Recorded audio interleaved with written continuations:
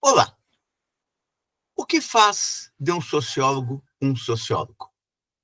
Decorar ideias ou saber apresentar corretamente as ideias que foram desenvolvidas por este ou aquele autor? Efetivamente não, responderá Robert Nisbet. Na mesma trilha seguida por Wright Mills, Nisbet observará que o sociólogo precisa ter imaginação, ou, se quisermos, é necessário a imaginação sociológica. Isso significa que o sociólogo não deve se apossar das ideias apenas como um conjunto de referências e reproduzi-las indistintamente. É necessário que estas ideias elas transcendam o próprio autor e conduzam a uma reflexão que contribua à apreensão da realidade que aquele que se pretende sociólogo tem diante de si. Neste sentido, é que serão colocadas algumas argumentações de Nisbet em seu livro A Formação do Pensamento Sociológico, em particular no item As Fontes da Imaginação Sociológica. Vejamos, pois, como Nisbet está trabalhando esta questão. Ele começa observando que as grandes ideias das ciências sociais têm, invariavelmente, suas raízes em aspirações morais. Portanto, estas ideias não surgiram apenas do raciocínio simples e carente de compromissos morais que norteiam, por exemplo, as ciências ditas ciências puras. Quando observamos, por exemplo, Weber e Durkheim, notamos que eles trabalham com materiais intelectuais, valores, conceitos e teorias que jamais teriam chegado a possuir sem os persistentes conflitos morais do século XIX. Portanto, não são apenas personalidades ou personagens ou individualidades que procuraram desenvolver conceitos, e sim são individualidades que procuraram desenvolver conceitos face aos grandes dramas e dilemas do seu próprio tempo. Prossegue Nisbet observando que a comunidade, por exemplo, ou a ideia de comunidade, por exemplo, começa a ser tratada a partir de um valor moral. Só gradualmente se tornou notória no pensamento sociológico do século a secularização deste conceito. O mesmo podemos dizer da alienação, da autoridade, ou status, entre outras ideias forjadas pela sociologia daquele período. Estas ideias, no entanto, nunca perderam por completo a sua textura moral. Portanto, ao refletirem sobre a sociedade, estas ideias elas eram fundamentais para compreender o que eram as relações sociais nas perspectivas desses autores e tentar compreender os dramas daquela época, ou seja, as grandes questões daquela época. Neste sentido, observará Nisbet, os grandes sociólogos jamais deixaram de ser filósofos morais. Mas Nisbet acrescenta também um elemento. Eles não apenas forjaram conceitos para tentar explicar as sociedades do seu tempo. Eles também assumiram uma certa dimensão de artistas. Artistas no sentido de que desenvolveram a criatividade sociológica. A partir dos conceitos, trabalharam no sentido de aprender aquela sociedade, valendo-se também de intuições, de ideias originais e do desafio de desenvolver aquelas ideias originais. É neste sentido que Nisbet falará que estes grandes sociólogos da virada do século XIX para o século XX, e aqui ele está se centrando fundamentalmente em Weber, Durkheim e Simmel, jamais deixaram de ser artistas. As ideias centrais no pensamento sociológico contemporâneo que desenvolveram surgiu como consequência da exploração imaginativa daquela realidade. São individualidades que não apenas utilizaram a imaginação, mas também a visão que tinham do seu tempo e a intuição. Portanto, estas ideias não brotaram apenas de estudos, de leituras, mas sim também de uma profunda imaginação sociológica. Ou, como diz Nisbet, destes grandes teóricos da virada do século XIX para o século XX, se estabeleceu uma relação direta do espírito do artista com o espírito do investigador científico. Para ilustrar o seu argumento de que estes teóricos não apenas construíram uma leitura da realidade, mas sim que também o fizeram municiados por uma forte intuição sociológica, uma forte imaginação sociológica, ele recorre aqui à tipologia de Tony.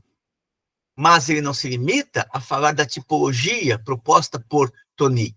Ele também vai falar da concepção weberiana da racionalização ou da imagem da metrópole de Simmel e mesmo a ideia de anomia em Durkheim.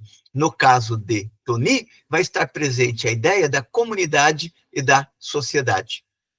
Todos estes autores ou todos estes sociólogos, seguramente, não foram resolvedores de problemas. Ou seja, ao investigarem a realidade, não procuravam agir como individualidades que descobriam para imediatamente proporem as soluções para o mundo moderno.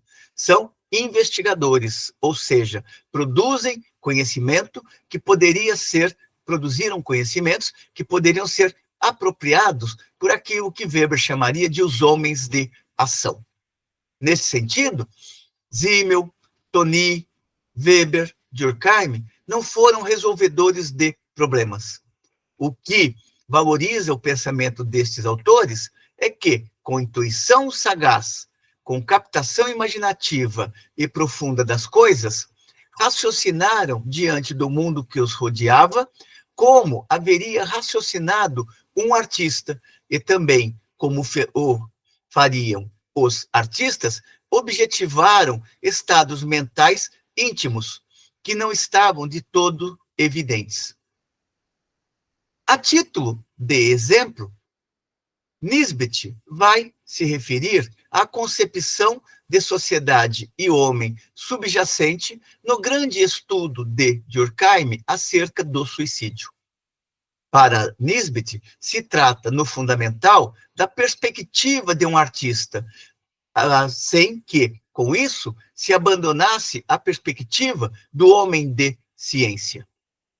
A ideia do suicídio já estava, para além dos dados coletados por Durkheim, a ideia do suicídio, ou a problematização do suicídio, já estava mais ou menos delineada na intuição investigativa de Durkheim. Portanto, não são os dados em estado puro que conduzirão Durkheim àquelas reflexões, e sim a forte intuição sociológica de que ele teve, no sentido de perceber que na questão do suicídio se escondia um problema sociológico e não apenas uma decisão individual. Portanto, podemos encontrar, diz Nisbet, no estudo de Durkheim sobre o suicídio, a fecunda combinação das ideias de um artista com a de um sociólogo. É em razão disso que ele atingiu, através do seu estudo, a projeção que, inicialmente, nenhum outro poderia imaginar. Nisbet prossegue observando que o mesmo ocorreu com Simmel. Ele destaca aqui a forte intuição sociológica que podemos encontrar em Simmel. Não é muito diferente neste autor a imaginação sociológica. Basta olharmos para a diversidade de temas que ele se propôs a investigar, temas que eram desconsiderados como sendo um problema ou um objeto de análise. É graças à sua intuição e à sua perspicácia investigativa que Exímio se debruçou para refletir sobre o medo, o amor, os convencionalismos, o poder e a amizade.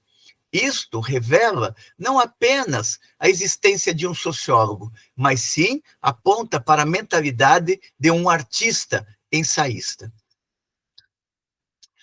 Nisbet observa que o sociólogo aprende permanentemente a reler aos homens. Tal era o caso de Weber Exímio. Este traço, observará ele, diferencia a sociologia de algumas ciências físico-naturais. O que o físico jovem pode aprender de um Newton tem um limite. Uma vez entendidos os pontos fundamentais da obra de Newton, pouco provável que a leitura deste investigador possa transcender aquelas bases que já foram desenvolvidas. Diferente é a questão quando observamos a sociologia, uma vez que, a partir de estudos iniciais, sempre é possível aprofundar esses estudos, criando novas dimensões bastante distintas, ou mesmo perspectivas bastante diversas em torno a um mesmo objeto. Peguemos aqui a passagem colocada por Nisbet. Um traço diferencia a sociologia de algumas ciências físico-naturais. O que o físico jovem pode aprender ainda de um Newton tem um limite. Uma vez entendidos os pontos fundamentais dos Principia, é pouco provável que sua releitura lhe ofereça, como físico, muito mais, ainda que pudesse extrair novas ideias deles como historiador da ciência. Diferente é a relação do sociólogo. A leitura direta será sempre proveitosa, sempre dará como resultado a aquisição de uma informação fecunda, capaz de ensaiar ou de apontar para novos horizontes ao leitor e ao investigador. Tal é a essência de que a história da sociologia seja diferente da história das ciências duras. A sociologia, ela sempre vai exigir um grau de intuição distinto, uma imaginação distinta para pensar os problemas sociais. Isso não quer dizer que a intuição esteja ausente nas ciências duras. No entanto, as ciências duras, uma vez comprovados aqueles princípios, não sofrerão, provavelmente, novas alterações ao longo dos séculos. Diferente é o que ocorre com as ciências ou a sociologia, uma vez que os estudos são sempre abertos a novos aprofundamentos, desde que não se descarte aquilo que são as contribuições fornecidas pelos clássicos e as intuições que eles nos legaram.